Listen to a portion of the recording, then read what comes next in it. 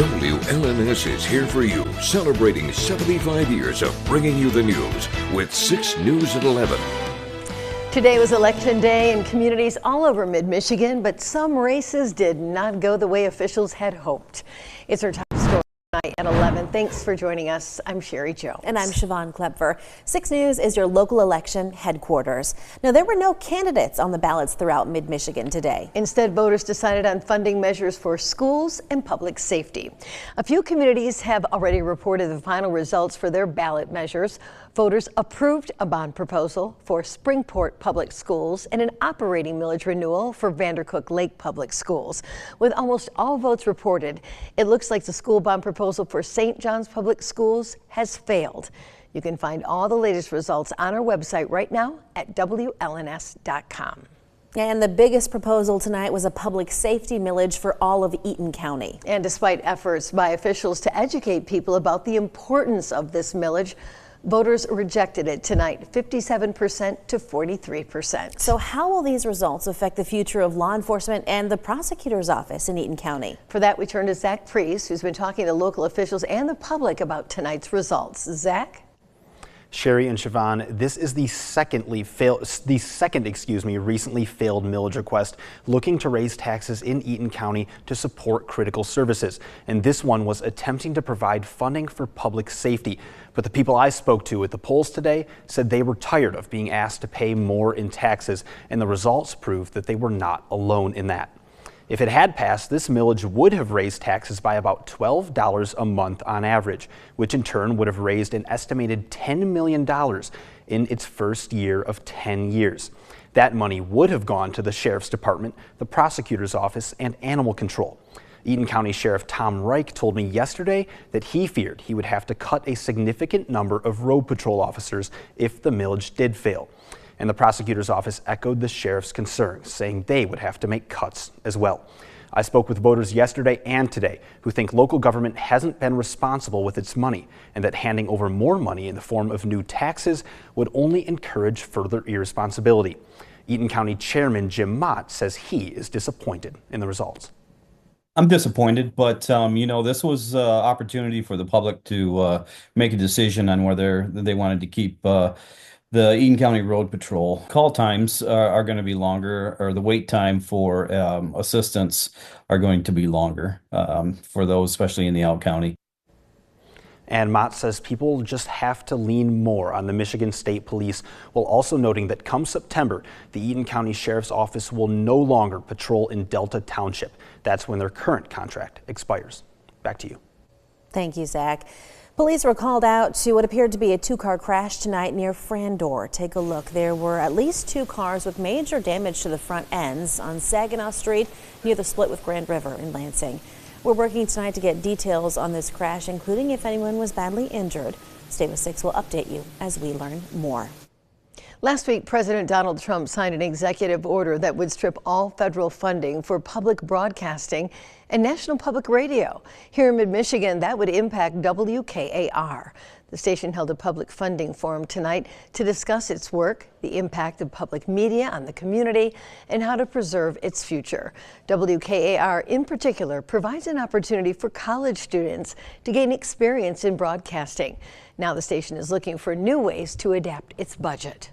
I think it's something that people take for granted that it's available because it's always been there for people. And so I hope that people walk away today excited and ready to tell the story of public media and to share more about what it's meant to them in their lives. Leaders at WKAR have reported federal funding makes up about 16% of the total budget. Attorney General Dana Nessel has joined a group of 18 AGs around the country trying to block the Trump administration's attempt to freeze wind energy development in America.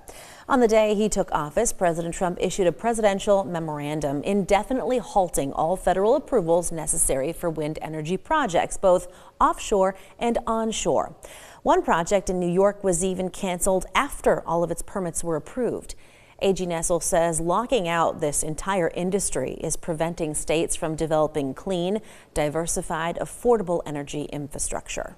Well, meanwhile, on Capitol Hill, a group of senators is pushing to end federal taxes on overtime pay for workers. It's a proposal that gained attention during the presidential election, similar to lifting taxes on tips. Rashad Hudson has the details on this new legislation. More hours, more money, and now maybe less tax. This group of Republican senators are backing a bill to make overtime pay tax-free. What do they get in return when they work hard every day? They get a bigger tax bill to pay to fund this nonsense that we call federal government up here. Alabama Senator Tommy Tuberville, Kansas Senator Roger Marshall, and West Virginia Senator Jim Justice are behind the push. Putting a little extra money in their pockets to meet those week-to-week needs is a great thing as well. Justice says the bill is about one thing. This rewards work, and that's what it ought to be all about. The bill would make up to $10,000 in overtime pay tax-free for individuals, $20,000 for married couples. But the benefit phases out for those making over $100,000 a year. The new proposal comes as inflation and cost of living remain top concerns for Americans. Brandon Arnold with the National Taxpayers Union wants the bill to go further. Let's lower rates, particularly those rates affecting lower income Americans. But he warns exempting overtime pay will reduce federal revenue. Congress has a really tough math problem on its hands right now. And the more in the way of tax cuts they insert into this piece of legislation, the more they're going to have to find spending reductions. Democrats haven't signed on, but the senators say the bill has the support of President Trump. Reporting in Washington, Rashad Hudson. We have some alarming news to report overseas tonight. India and Pakistan are trading military strikes. The two nuclear-armed nations have been hostile toward one another for decades for several reasons, including several major border disputes. And today, India fired missiles across the border into Pakistani-controlled territory. Security officials in Pakistan say those strikes killed at least 8 people and injured more than 36 others. India claims it was targeting military infrastructure, while Pakistan claims it was an act of war. In the meantime, the Indian Army says at least 3 civilians were killed by shelling from Pakistani troops. President Trump was asked if he had any response shortly after the news broke. No, it's a shame. We just heard about it just as we were walking in the doors of the Oval. Just heard about it. I guess people knew something was going to happen based on a little bit of the past. They've been fighting for a long time. You know, they've been fighting for many, many decades and centuries, actually, if you really think about it. No, I just hope it ends very quickly. Secretary of State Marco Rubio says he will work with leaders on both sides to prevent any escalation. From Storm Tracker 6, this is Weather First, sponsored by Auto Owners Insurance. Simple human sense. Well, we've seen a lot of rain over the past couple of days. For today, we've also seen almost a half an inch to an inch of rain so far. And this will be hopefully the end of the rainfall that we've seen over the past couple of days. But we are going to take a look at one of these beautiful Skyview Network cameras from Hillsdale this time around 6 in the morning. We saw those rain showers quite heavy at times, and that continued throughout the day and into the afternoon and evening. The reason why I'm showing this camera is because we had a beautiful sunset tonight. This was at 8:30, so even though it was a rainy and kind of gross day, we still had some pretty skies at night.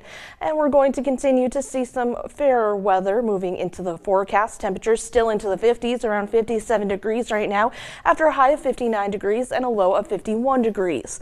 Overall, we're starting to see some clouds slowly start to move out of the area. 57 degrees into Grand Ledge after a high of about 61 degrees. Now down into Jackson, we're looking at temperatures into the 50s as well, 56 degrees, and after a high of about 59 degrees. Hillsdale, that is, we're still seeing just a little bit of those wet roads, but thankfully those rain showers have come to an end. If not, just a little bit of some sprinkly activity, 56 degrees, and after a high or a low of 51 degrees overnight. Visibility has improved, but we could still see some pockets of some patchy fog, especially over into Charlotte and Hillsdale and even parts of Jackson. And we're going to continue to see that overnight tonight and into the day tomorrow morning. But for right now, we're just seeing those spotty showers. And zooming out, we can finally see that our low pressure system is moving its way off to the east. It's bringing a lot of rain showers off to parts of New York and even into the coasts of New England. So we're going to continue to see those cloudy skies for the rest of the night tonight and into some of the day tomorrow. I do think we'll still see a good amount of some sunshine before those clouds do move in, and a cold front does move through, which could mean we could see a little bit of a showery activity as we head into the day on Thursday. But after that, our temperatures are going to drop once again, so we're going to continue to see nice weather, but a little bit cooler as we head into the end of the week. For tonight, I think we'll be right around 49 degrees or 50 degrees with those partly cloudy skies. As we head into the day tomorrow, we'll start the day with those foggy skies, a little bit of some sunshine, then those clouds will slowly start to move in. We'll continue to see the temperatures into the 70s for tomorrow, but like I mentioned, as we head into the end of the week, we'll see those temperatures drop back down into the 50s, warming into the 60s, and then eventually we'll see the 70s for the weekend and into the mid 70s for the end of the week or the start of next week, and the 80s for the week after next. Oh, it looks fantastic. That's a summer-like forecast. Honestly, we've been waiting for so long for this forecast, and we're finally seeing it here. It's awesome. Thanks, Kelsey. Coming up here on 6 News at 11, the leaders of Canada and the United States met in the White House today. We're going to hear what they had to say to each other after the break. That and much more straight ahead.